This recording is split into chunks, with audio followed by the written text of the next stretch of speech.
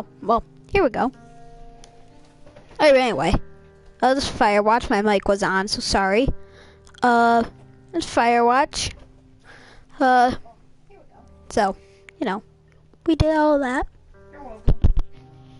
Thanks, Tabby Man. Woo! Shout out to him. Subscribe to him, not me, because I am a horrible YouTuber. He is way better than me. Go check him out. Yeah. Anyway, so I'm drunk. You're pretty. You're pretty, she says coolly. You are not. You are a future hangover. What? What? You reply confused. Someone should buy you a cheeseburger. Rawr, she says. She flags down a waiter, and 1 week later, you are Julia's boyfriend. Sweet. Yeah. Right. These are some nice clothes. Yeah. What floor are we going to? Yeah. Spinning around. Gonna do some stuff. Just load my gear. Just toss that crap in there. Close that up. Oh yeah, and I've already played this. You date for over a year. She drives you absolutely nuts. It's great. You move in. You share an apartment near the school with a view of the mountains. You two drink beers out on the deck. You drink beer just about anywhere. Life is good. Life is wonderful. The scruffy, undersized beagle. Julia is in love. She wants to bring it with her to class. There's also an intimidating but gentle-eyed German Shepherd. Nothing bad could happen to Julia while walking this dog. It's bad A. I'm not allowed to swear, so I'm just gonna say A. Okay? Don't judge me. Pick up the beagle and she names him Bucket. You adopt the shepherd and name him Mayhem. Let's adopt a shepherd. Mayhem's an excellent dog. He loves wrestling with you in the park and goes with Julia on her runs. Even though he's too big to bring to school, Julia loves him all the same. Mayhem is a friend, child, and pet all rolled into one. 1979. You talk out on the deck. It's summer, 9:30 p.m., and the heat still radiates off of the high desert. What do you think about kids? She asks. Kids? They're not very smart or good at much. I'm saying if you and I have a couple little idiots, that'd be pretty good. One day, why rush? In that case, we should probably get married. Yeah, I would like that, you say. These kids are going to be screwed up enough, probably for the best that their parents are hitched. You say, she's absolutely right.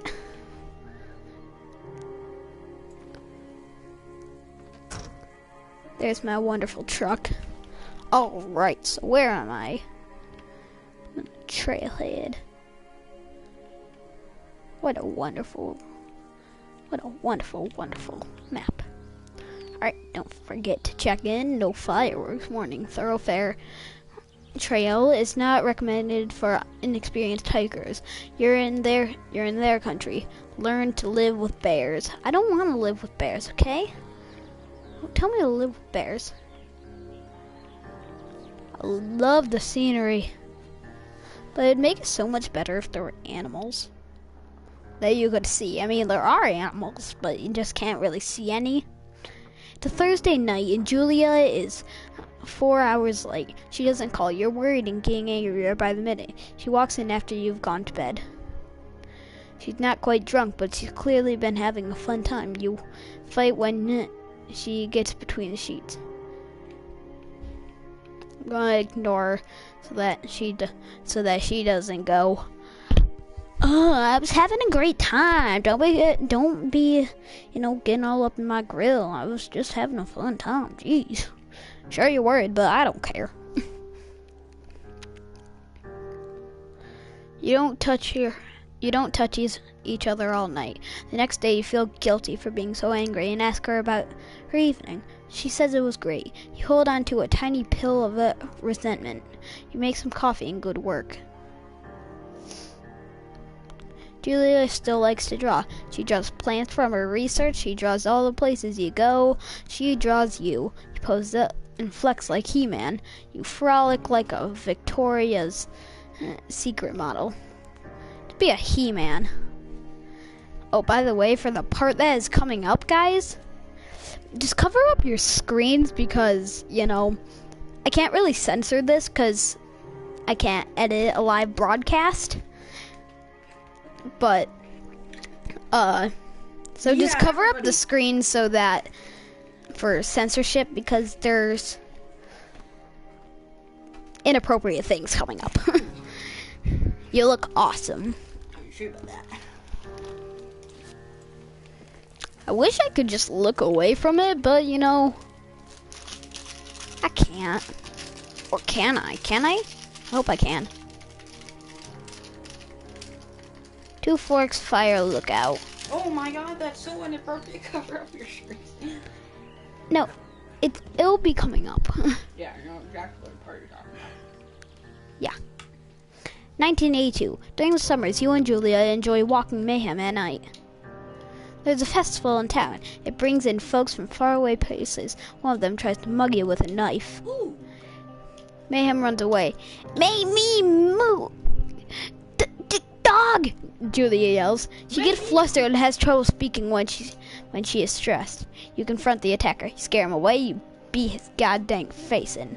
That's what I'm gonna do. I'm a hero. Your arm gets cut up, but you beat the guy into a pulp. You don't feel very tough. You cry your eyes out before the cops show up. Julia asks to take a different path from that day forward. You say okay. You don't want to go that way either. From then on, you walk by the river. Mayhem's not supposed to run away. I don't want a big burly dog to run away. Plan is to have kids get waylaid by work. Julia gets offered a job at Yale. Yale is in Connecticut, 2,000 miles away. It's a great job. Associate department chair. She wants to move. You absolutely do not. Convince her not to take the job. Agree if she commutes back and forth. She really needs the job. You ask her if she'll commute back and forth. You don't want to move to Connecticut. She says that'll be hard, but she'll do it if you won't move. You tell her not to pass it up if it's what she wants. She agrees. She flies back to Boulder 3 times each semester. Julia is sent home from Yale on paid leave after having an episode. She lost it on a colleague for borrowing books that were important to her research. She didn't remember she had happily loaned them to him just 2 days prior. She was found crying in the stairwell. You say that maybe you guys should talk to someone about it. You make macaroni and drink wine and try to forget about it. There we go. That's the better thing. I don't wanna just make macaroni and drink wine. Just like, you know what? Forget about it. It's not a problem because, you know, just macaroni and wine, it'll take all your problems away. I'm seeing multiple doctors and having many tests. They're worried that Julia might be suffering from early onset dementia. She is 41. No, my God. Oh, God. This is very, very hard. Very, very sad about that. And you want me to be sad? Oh, oh my God, Julia, my baby. Oh, that's so sad.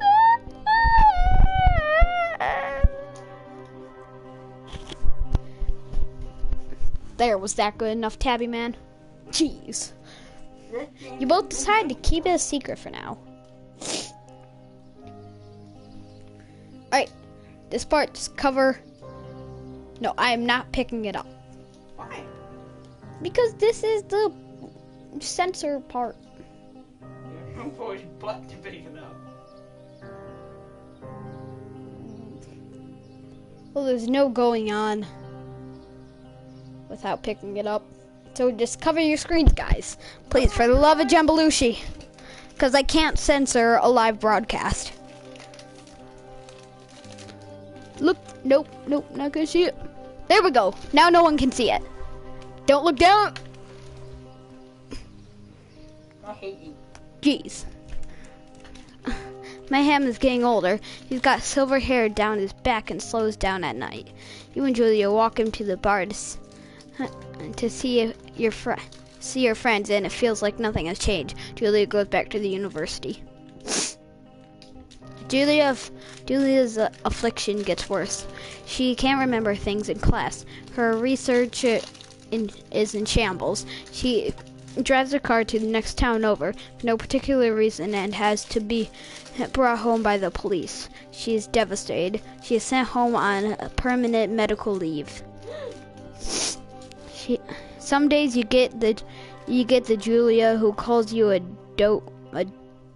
dupe, and your unborn children little idiots. Other days you get a stranger.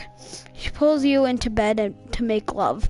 After 5 minutes, she goes into a panic, believing her dad is at the door. You tell her family. They are crushed and begin to make trips to and from their house in Australia to visit her. For a while, your friends come by with little things to brighten the day. She gets worse. I don't want to get worse. You spend your days following Julia around the house. You count the seconds between the 2 weekly visits from Daniel, the nurse. Danielle. He suggests that Julia could live somewhere else, somewhere with 24-hour care, a home. Sits with you for a couple of minutes. You decide to move her into a full-time care facility. You're determined to take care of her by yourself. I am horrible at medical care, so I'm sorry, Julia.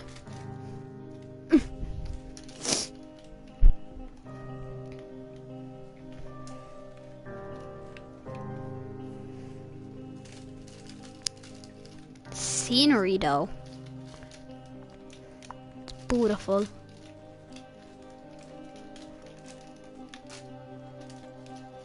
And for some reason, you wear the same clothes every single day in this game.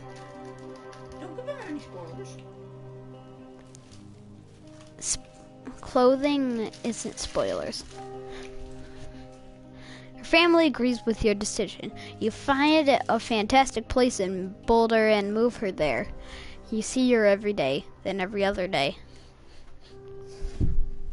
You go out to the bar with your old friends. It's not the same. You get the feeling that every wife tells her husband, if you ever put me in home like Henry did, I will cut your balls off. It's a little rude. So they decide to not see your old friends that much. That's so sad. Julia's sister Susan moves to Boulder to be close to her. She visits her every day. You go with her some of the time. Susan buys you an old typewriter and urges you to use it if you won't see a therapist. You won't. You've always really liked Susan. Ooh. Months go by. Mayhem dies.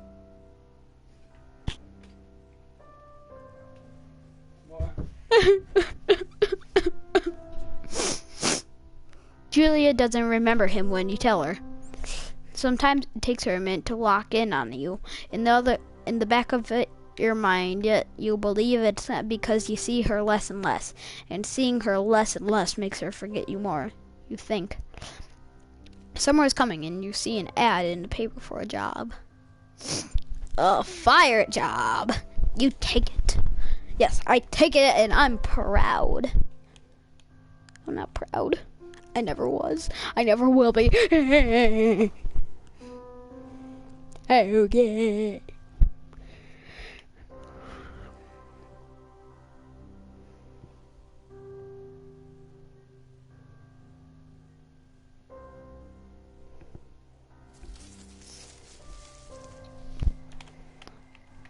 Enter the lookout tower. Let's do that. Look at this running.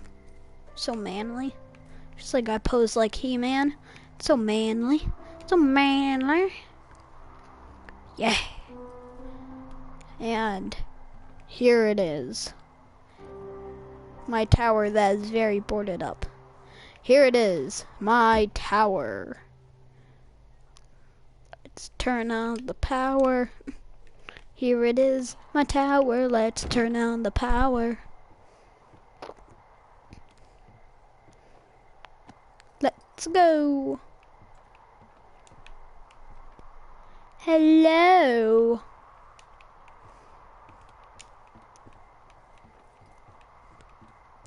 Wait, where's the power? Well, I'm a dupe.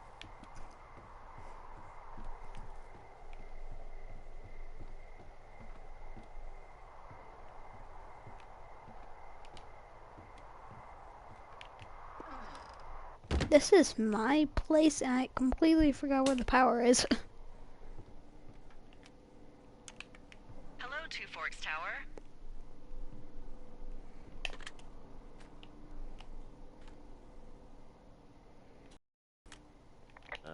Hello? Whoever this is? People take this job to get away from something. So what's wrong? What's wrong with you?